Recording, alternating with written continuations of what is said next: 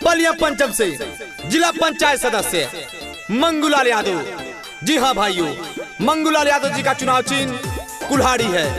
कुल्हाड़ी पर मुहर लगा के मंगूलाल यादव जी को भारी से भारी मतों से विजयी बनाएं और बलिया पंचम का चौमुखा विकास कराएं। जी हाँ भाइयों, भूलिएगा नहीं, चुनाव चिन्ह कुल्हाड़ी। कुल्हाड़ी बलिया पंचम में सबके जना दी, कुल्हाड़ी पर मुहर लगाना है, मंगूलाल यादव को जिताना है। मंगूलाल यादव जी के विजयी बना दी। क्षेत्र में विकास कराना है तो मंगूलाल यादव जी को ही जिताना है।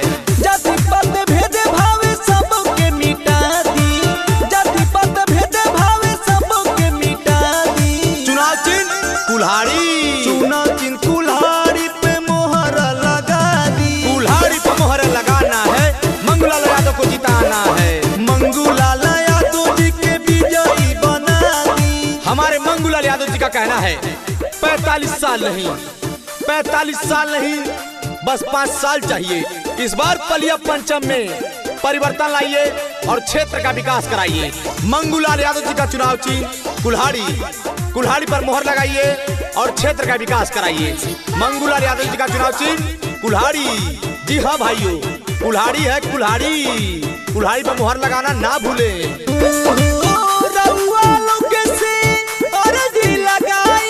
भैया के विजयी बनाई, इनका जैसन के बाई हवा सबका के जाके बताई। सबको देखा बार बार, मंगूलाल यादव जी को एक बार। रउआ लोग से अर्जी लगाई, भैया के विजयी बनाई, इनका जैसन के बाई हवा जाके सबका बताई। चुनाव चिन्ह कुल्हाड़ी है कुल्हाड़ी है। चुनाव चिन्ह कुल्हाड़ी पे मोहर लगा दी। कुल्हाड़ी पे मोहर लगाना है, मंगूलाल यादव को जिताना है।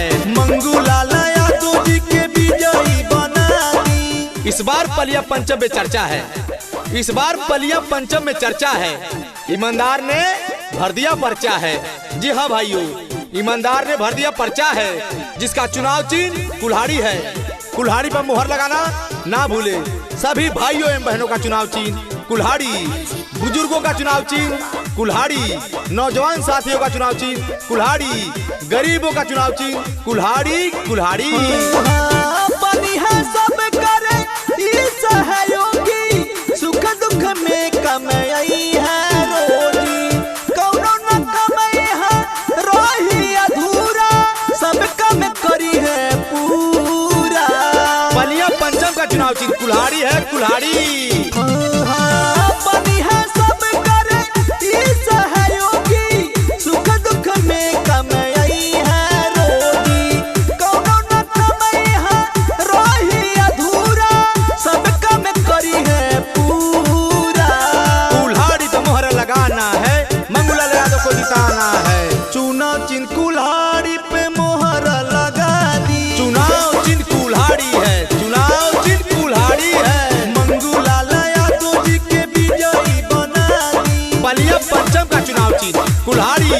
भैया का चुनाव चिन्ह कुल्हाड़ी। जाति पात भेद भाव सबके मिटा दी, जाति पात भेद भाव सबके मिटा दी। चुनाव चिन्ह कुल्हाड़ी। चुनाव चिन्ह कुल्हाड़ी पे मोहर लगा दी। सभी भाइयों बहनों का चुनाव चिन्ह कुल्हाड़ी। कुल्हाड़ी कुल्हाड़ी। मंगूलाल यादव जी के विजयी बना दी। मंगूलाल यादव जी का चुनाव चिन्ह